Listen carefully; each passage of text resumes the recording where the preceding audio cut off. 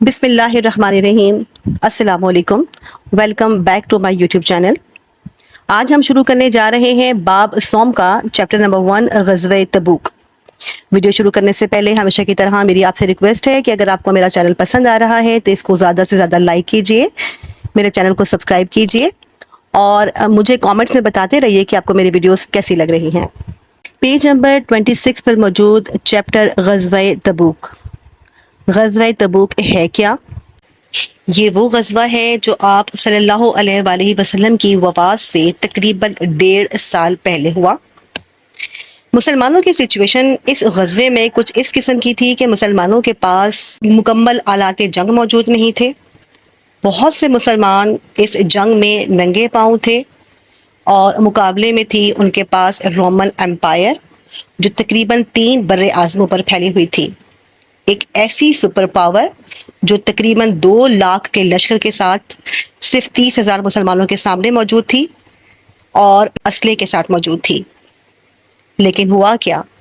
ہوا یہ کہ اللہ تعالیٰ نے ان لوگوں کے دلوں میں مسلمانوں کا ایسا خوف بٹھایا کہ سب کے سب رفو چکر ہو گئے اور مسلمانوں نے یہ غزوہ بغیر کسی لڑائی کے جیت لیا۔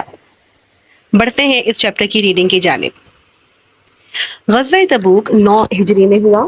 تبوک ایک مشہور مقام ہے جو مدینہ منورہ سے دمشق کے راستے پر واقع ہے۔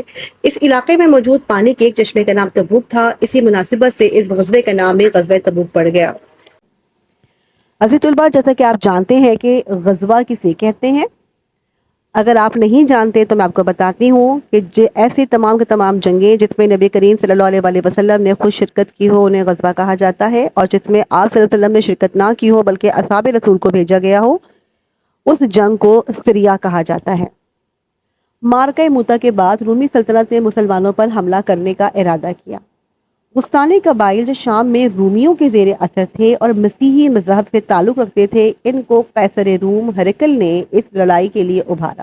شام کے تاجروں نے مدینہ منورہ میں یہ خبر دے دی کہ رومیوں نے شام میں مسلمانوں کے مقابلے کے لیے ایک بہت بڑا لشکر تیار کیا ہے جس کو ہرقل کی حمایت حاصل ہے۔ ہرقل کون تھا؟ عزیز طلباء، بتاتی چلوں کہ ہرقل دراصل رومی امپائر کا لیڈر تھا، اور اس وقت رومی امپائر جو تھے سپر پاور تسلیم کیے جاتے تھے۔ جو پہلی سپر پاور تھی وہ رومی امپائر تھی اور اس کے بعد پرشین امپائر تھی۔ نبی کریم صلی اللہ علیہ وسلم کو جب اس کی اطلاع ملی تو آپ صلی اللہ علیہ وسلم نے رومیوں سے جنگ کی تیاری کا حکم دیا۔ یہ سخت تنگی، قحط سالی اور شدید گرمی کے دن تھے۔ قحط سالی سے مراد ہے کہ جب اتنی تنگی ہو جائے کہ کھانے پینے کے بھی آپ سمجھ لیں کہ فاقے کی نوبت آ جائے، اسے ہم قحط سالی کہتے ہیں۔ پھلوں کے پکنے کا موسم تھا جس کی وجہ سے گھروں سے نکلنا بہت دشوار تھا۔ ان تمام ناسازگار حالت کے باوجود جب نبی کریم صلی اللہ علیہ وآلہ وسلم نے غزوہ تبوک کا اعلان فرمایا تو صحابہ کرام رضی اللہ تعالی عنہم نے بڑے جوش و خروش سے تیاری شروع کر دی۔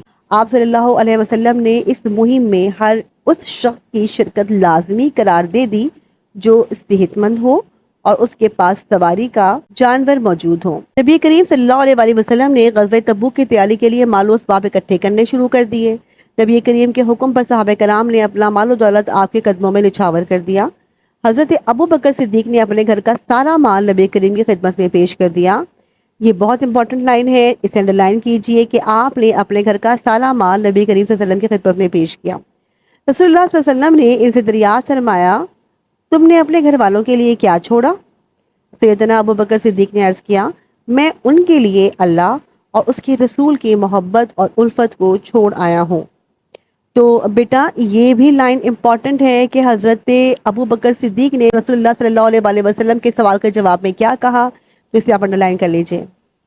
اسی موقع پر حضرت عمر فاروق نے اپنے گھر کا آدھا مال نبی کریم صلی اللہ علیہ وسلم کی خدمت میں پیش کیا۔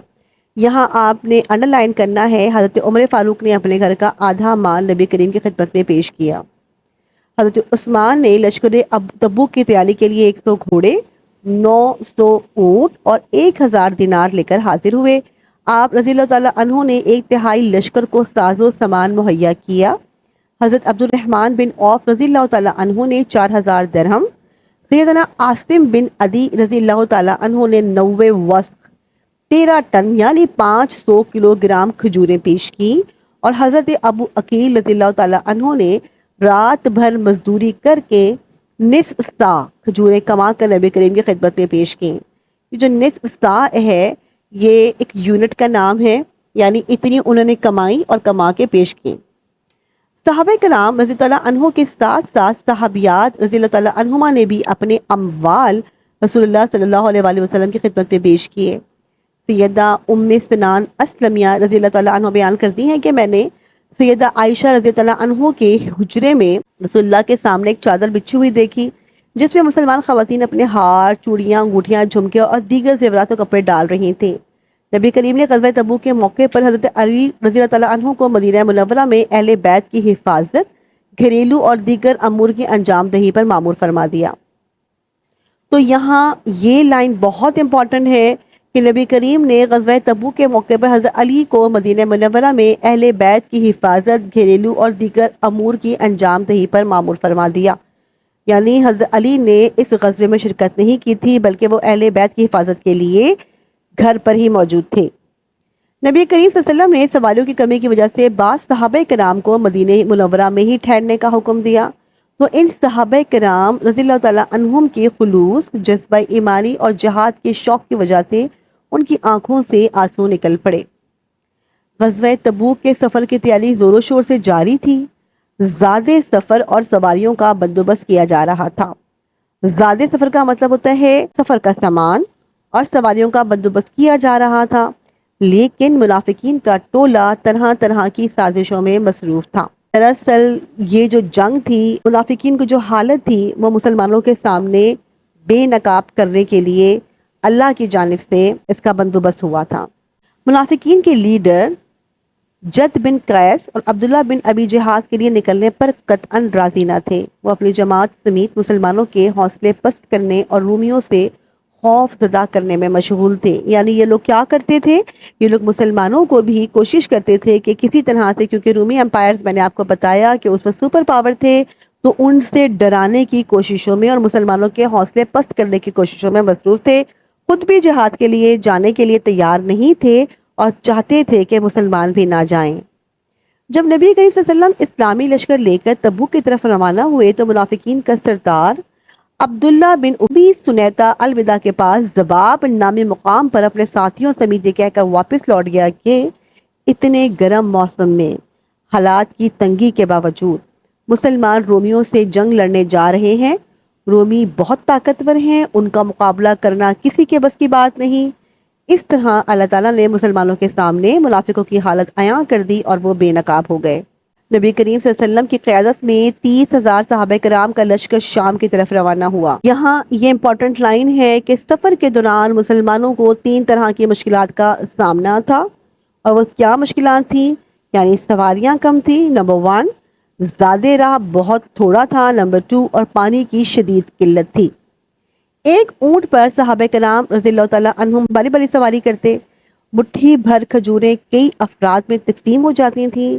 مسلمانوں نے 805 کلومیٹر کا یہ فاصلہ انتہائی استقامت، صبر و تحمل اور جوانمردی سے طے کیا۔ سامان کی کمی اور سفر کی تکلیف کی وجہ سے اسے جیش الاسرہ یعنی تنگی کا لشکر بھی کہا جاتا ہے۔ تو بیٹا یہ بہت امپورٹنٹ لائن ہے، سامان کی کمی اور سفر کی تکلیف کی وجہ سے اسے جیش الاسرہ یعنی تنگی کا لشکر کہا جاتا ہے۔ یہ آپ سے پوچھا جا سکتا ہے کہ جیش الاسرہ کون سا سفر تھا اور اسے کیوں جیش الاسرہ کہا جاتا ہے، تو آپ بتائیں گے جنگ تبوک کے موقع پر کیا گیا سفر جو تھا اسے ہم جیش الاسرہ کہتے ہیں، اور یہ سامان کی کمی کی وجہ سے اسے تنگی کا لشکر بھی کہتے ہیں۔ مسلمانوں کی جرأت مندانہ پیش قدمی کو دیکھتے ہوئے رومی فوجی اسلامی لشکر کے مقابلے کی ہمت نہ کر سکے۔ اب یہاں آتا ہے وہ ٹائم کہ جب مسلمانوں کا سامنا جو ہے وہ رومی فوج کے ساتھ ہو گیا ہے، لیکن جو رومی فوج تھی اسلامی لشکر کے مقابلے کی ہمت نہ کر سکی۔ کہا جاتا ہے کہ یہ رومی امپائر جو اس ٹائم مقابلے کے لیے اپنے لوگوں کو لے کر آئے تھے، لشکر کو لے کر آئے تھے، تقریباً 1.5 سے 2 لاکھ پر مشتمل یہ لشکر تھا، اور مقابلے میں مسلمان تقریباً 30,000 کے قریب تھے۔ اور یہ مٹھی بھر مسلمانوں کو دیکھ کر یہ جو رومی تھے یہ مقابلے کی ہمت ہی نہ کر سکے، مسلمانوں کی استقامت دیکھ کے اور ان کا حوصلہ دیکھ کے۔ اس غزوے میں مسلمانوں کو بغیر لڑائی کے فتح حاصل ہوئی۔ نبی کریم صحابہ کرام کے ساتھ تبوک کے مقام پر 20 دن قیام فرمانے کے بعد مدینہ منورہ واپس لوٹ آئے۔ مدینہ منورہ واپسی پر عورتوں اور بچوں نے نبی کریم کا والہانہ استقبال کیا۔ غزوہ تبوک میں سیدنا کعب بن مالک، ہلال بن امیہ، مرارہ بن ربی بغیر کسی معقول وجہ کے غزوہ تبوک میں شرکت کرنے سے رہ گئے تھے۔ غزوہ تبوک سے واپسی پر نبی کریم کے پوچھنے پر جب منافقین جھوٹے بہانے تلاش رہے تھے تو انہوں نے آپ کی خدمت میں حاضر ہو کر سچ سچ بتا دیا اور آپ سے معافی بھی طلب کی۔ آپ نے ان کے بیانات قبول کرتے ہوئے ان کی توبہ کی قبولیت اللہ تعالیٰ کے سپرد کر دی اور صحابہ کرام کو ان سے بات چیت کرنے سے منع کر دیا۔ اس معاشرتی مقاطعے کو 50 دن گزر گئے۔ معاشرتی مقاطعے سے مراد ہے سوشل بائیکاٹ۔ یہ ان کی زندگی کے مشکل ترین دن تھے۔ اللہ تعالیٰ نے نبی کریم کی طرف وحی نازل فرمائی، ان کی توبہ قبول فرما لی۔ صحابہ کرام حضرت کعب رضی اللہ عنہ کو مبارکباد دے رہے تھے اور کہہ رہے تھے مبارک ہو، اللہ تعالیٰ نے تمہاری توبہ قبول فرما لی اور تمہیں معاف فرما دیا۔ حضرت کعب بن مالک رضی اللہ تعالیٰ عنہ مسجد نبوی میں نبی کریم کی خدمت میں حاضر ہوئے۔ آپ خاتم النبیین کا چہرہ مبارک خوشی سے چمک اٹھا۔ آپ نے فرمایا تمہیں آج کا دن مبارک ہو۔ یہ دن ان تمام دنوں سے مبارک ہے جو تمہاری پیدائش کے بعد سے آج تک تم پر گزرے ہیں، یعنی ہمارے نبی بھی دراصل دل سے چاہتے تھے کہ اللہ تعالیٰ ان کو معاف کر دے، اور یہی وجہ ہے جب اللہ کی وحی نازل ہوئی تو اس خوشی میں وہ اتنا خوش ہوئے کہ ان کا چہرہ مبارک بھی خوشی سے چمک اٹھا۔ حضرت کعب رضی اللہ عنہ نے عرض کی، اے اللہ کے رسول، یہ معافی آپ کی طرف سے یا اللہ کی طرف سے ہے؟ آپ نے فرمایا یہ معافی اللہ کی طرف سے ہے۔ حضرت کعب رضی اللہ عنہ نے عرض کیا، اے اللہ کے رسول، چونکہ اللہ تعالیٰ نے مجھے سچ بولنے کی برکت سے نجات دی ہے، اس لیے میں یہ عہد کرتا ہوں کہ جب تک میں زندہ رہوں گا ہمیشہ سچ بات ہی کہوں گا۔ اللہ تعالیٰ نے مجھے سچ بولنے کی وجہ سے کس کے دن حسین انداز میں نوازا ہے۔ بڑھتے ہیں اسی سبق کے MCQs کی جانب جو کہ پیج نمبر 28 پر موجود ہے۔ پہلا MCQ ہے، مدینہ منورہ سے دمشق کے راستے پر واقع تبوک نام ہے؟ رائٹ آپشن از الف آپشن، چشمے کا۔ بڑھتے ہیں MCQ نمبر 2 کی جانب۔ غزوہ تبوک کے موقع پر حضرت ابوبکر صدیق نے نبی کریم کی خدمت میں پیش کیا۔ اس کی آپشن ہے گھر کا سارا سامان، الف۔ غزوہ تبوک کے موقع پر حضرت علی کو ذمہ داری سونپی گئی، جیم آپشن اہل بیت کی حفاظت کی۔ نمبر 4، غزوہ تبوک کے موقع پر مسلمانوں کے پاس دال آپشن زیادہ راہ کی شدید قلت تھی۔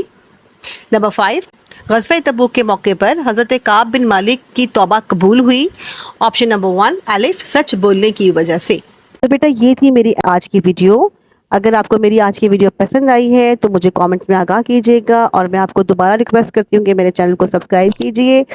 جلد ہی انشاءاللہ تعالیٰ مختصر جواب اور تفصیلی جواب کی ویڈیو لے کر حاضر ہوں گی۔ اجازت دیجیے، اللہ حافظ۔